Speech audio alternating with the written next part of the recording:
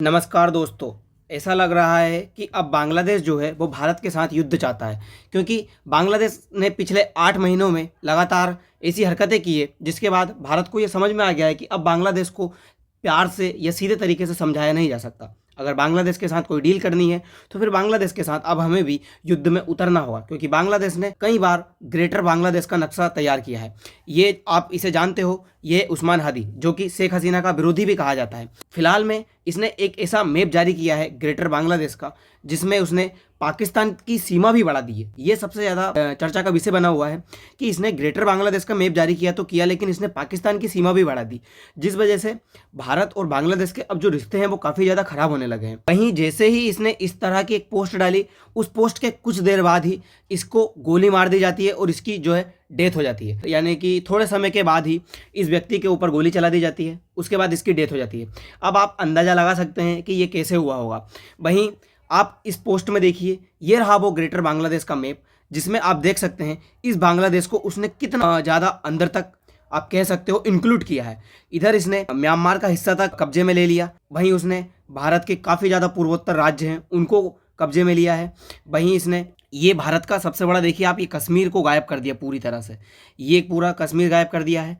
इसके बाद ये थोड़ा यहाँ पे राजस्थान वाले इलाके में घुस गया, और ये जो सरक्रीक वाला हिस्सा है ये भी इसने पूरी तरह से ख़त्म कर दिया। ये पशु जैसा दिखने वाला नक्शा जो कि पाकिस्तान का है, इस नक्शे को ये बड़ा करता जा रहा है। इस व्यक्ति को भारत के साथ ये दुश्मनी लेने में कतई बाज नहीं आ रहे। आप यहाँ पर देख सकते हो उड़ीसा वाले हिस्से को भी इसने अपने कब्जे में ले लिया है। वहीं इस हिस्से को भी इसने आप कह सकते हो झारखंड, और ये बिहार का हिस्सा भी देखिए आप, थोड़ा थोड़ा ये हिस्सा उसने अपने हिस्से में ले लिया। सिक्किम तो पूरा ही उसने अपने कब्जे में ले लिया। और आप देखिए एक चीज़ नोटिस कीजिए, उन्होंने सिर्फ भारत के हिस्से को ही अपना बनाया है, भूटान वाले हिस्से को नहीं बनाया। क्या पता क्यों भारत के साथ ही इनको इतनी ज़्यादा मिर्ची लगी हुई है। दोस्तों मेरा क्या मानना है, अब भारत सरकार को ये करना चाहिए कि ये जो चिकन नेक है, इस वाले हिस्से पर भारत सरकार को ना अपना यहाँ तक का पूरा हिस्सा ले लेना चाहिए, क्योंकि हमारा तो क्या है, ये जो मालदा दर्रा है ना, ये कहा जाता है, ये भी थोड़ा चौड़ा हो जाएगा, और ये चिकन नेक चौड़ा हो जाने से भारत के साथ समस्या दूर हो जाएगी। अगर बांग्लादेश ऐसी हरकतें कर सकता है तो फिर भारत को भी अब ऐसी हरकतें करनी होगी। और यहाँ पे ये जो है, ये हमारा त्रिपुरा है। अगर मान लीजिए हम यहाँ पे त्रिपुरा को ऐसा पूरा तरह से ब्लॉक कर दे तो ये पूरा हिस्सा हमारे इसमें कब्जे में आ जाएगा। मतलब कि अगर त्रिपुरा के पास जाकर हम इस रास्ते को ब्लॉक कर दें तो बांग्लादेश का ये जो वाला हिस्सा है ना, ये बांग्लादेश का टूट सकता है, और बांग्लादेश का ये हिस्सा टूट के हम इसे अपने में मिला लें। क्योंकि जैसा इनका प्लान है कि ये चिकन नेक को तोड़ के इस वाले हिस्से को अपने में मिला ले, ऐसे ही हम भी प्लान कर सकते हैं कि हमारी सेना यहाँ पे डिप्लॉय कर दी जाए और हम जो है इस हिस्से को पूरा ब्लॉक करके आगे का जो हिस्सा है उसको पूरा भारत में मिला लें। इससे बांग्लादेश को तो काउंटर किया ही जाएगा, इससे ये जो बिना वजह का बोलता है ना पाकिस्तान, उसको भी तरह से रोक लिया जाएगा। आपने देखा होगा बहुत दिनों से बांग्लादेश के अंदर पाकिस्तान और चाइना इन्वॉल्व होते जा रहे हैं। इनका इन्वॉल्वमेंट भारत के लिए खतरा है।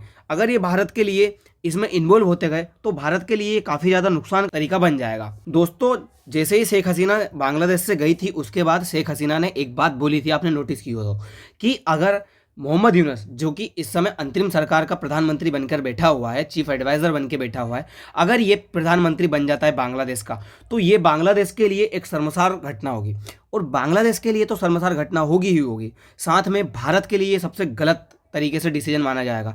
भारत के ये विरोधी सारे कार्य करेगा और भारत के लिए ये पूरी तरह से गलत हो जाएगा। ताकि अगर मोहम्मद यूनुस जो है सरकार में बैठ जाता है तो ये कहीं ना कहीं भारत का नुकसान होगा, ना कि बांग्लादेश का। बांग्लादेश का तो नुकसान आप मान सकते हो कम होगा, पर भारत का नुकसान इसमें सबसे ज़्यादा माना जाए, क्योंकि इस वजह से क्या है, जो लोकतंत्र है वो पूरी तरह से खत्म हो जाएगा और इस्लाम को मानने वाले जो कट्टरपंथी है वो इसमें एंटर हो जाएंगे, जिस वजह से ये हमेशा अपने देश को उस हिसाब से चलाने की कोशिश करेंगे, पूरे बांग्लादेश को, जिससे कि इस्लाम धर्म का प्रचार हो।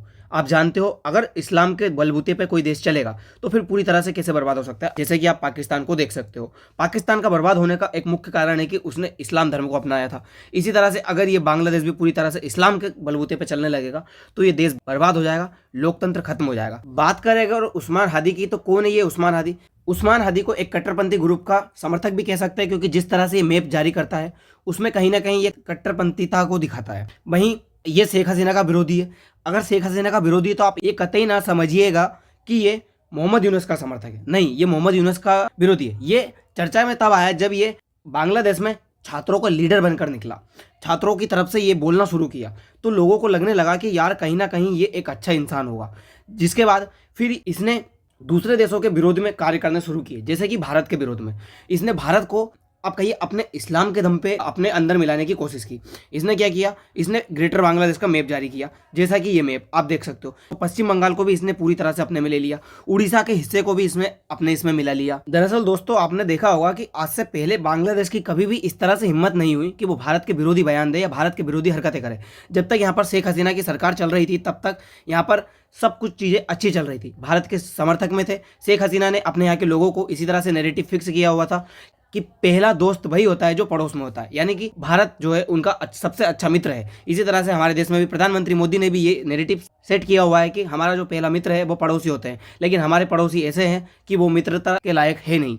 हम ना बांग्लादेश को मित्र बना सकते हैं, ना हम चाइना को मित्र बना सकते हैं। नेपाल भी हमें आँख दिखाने लगा है, वहीं श्रीलंका भी हमें आँख दिखाता है। पाकिस्तान तो हमारा शुरू से ही दुश्मन रहा है। इसलिए भारत के तो कोई ऐसे पड़ोसी है ही नहीं कि भारत जिसको अपना पड़ोसी देश या दोस्त बनाए। हाँ, हालांकि हमारा एक सबसे अच्छा दोस्त है, वो रसिया है। दोस्तों, दरअसल ये सारी चीज़ों की शुरुआत कब होती है, जब अक्टूबर के महीने में पाकिस्तान के ये जो मिर्ज़ा है लेफ्टिनेंट जनरल के रूप में, ये क्या होते हैं कि ये जाते हैं बांग्लादेश में जाते हैं। मोहम्मद यूनुस के साथ इनकी मीटिंग होती है और मोहम्मद यूनुस मीटिंग के बाद इनको एक बुक गिफ्ट करते हैं, जिस बुक को आप इस हाथ में इनके हाथों में देख सकते हो।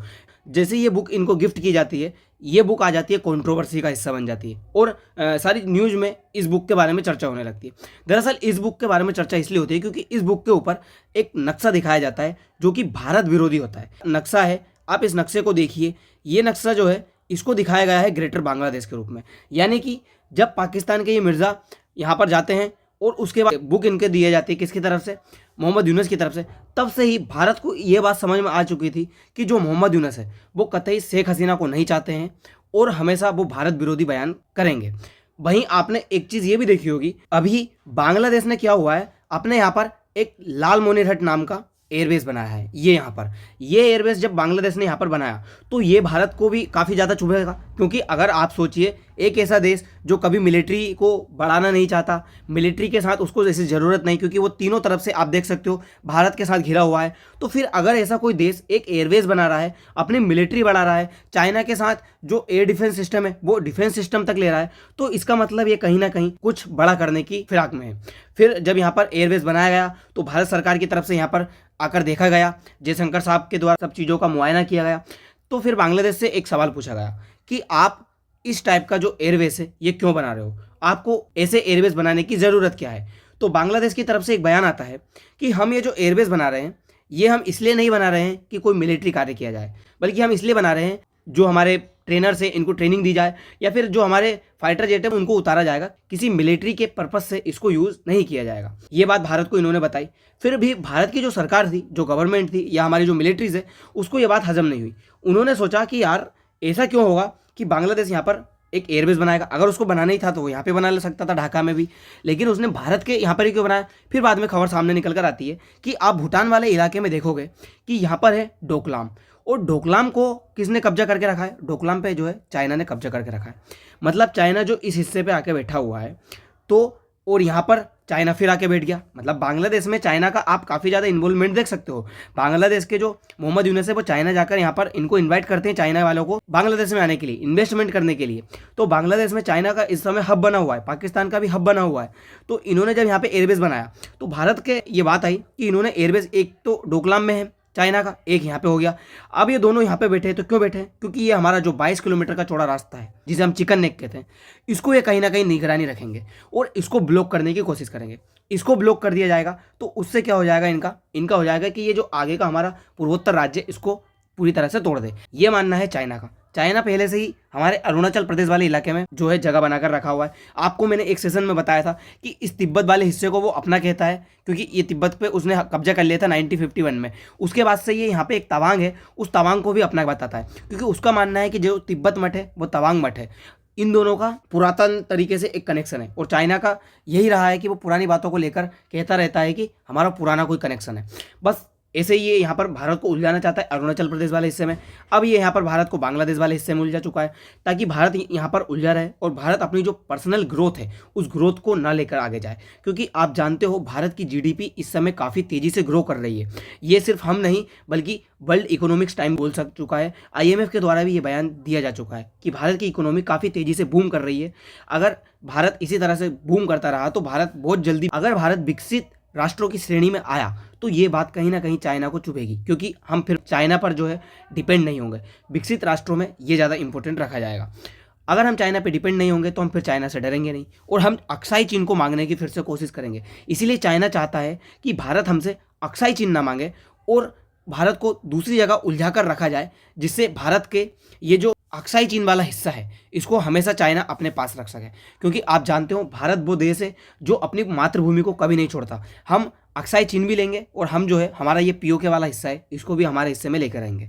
इसीलिए चाइना ये बहुत अच्छे से जानता है कि भारत को उलझाना बहुत ज़रूरी है। इसीलिए वो हमेशा भारत को बांग्लादेश के साथ या कभी पाकिस्तान के साथ या कभी नेपाल की तरफ होकर भारत को उलझाने की पूरी तरह से कोशिश करता है। लेकिन दोस्तों अब देखना ये होगा कि भारत बांग्लादेश के साथ किस तरह से व्यवहार करता है, क्योंकि जयशंकर साहब इस समय बहुत अलग मूड में हैं। उन्होंने ये तक कहा है कि बांग्लादेश अगर इसी तरह से हरकतें चलती रही तो बांग्लादेश को इसका खामियाजा भुगतना पड़ेगा और भारत अब डिफेंसिव मोड में नहीं बल्कि एग्रेसिव मोड में आकर सारे कार्य करेगा। मतलब यहाँ पर जो भी भारत को कुछ करना होगा वो अब एग्रेसिव मोड में किया जाएगा। हमने यहाँ पर 3 नए गैरिसन्स बनाए हैं, हमारी जो आर्मी है वो पूरी तरह से डिप्लॉय कर दी गई है।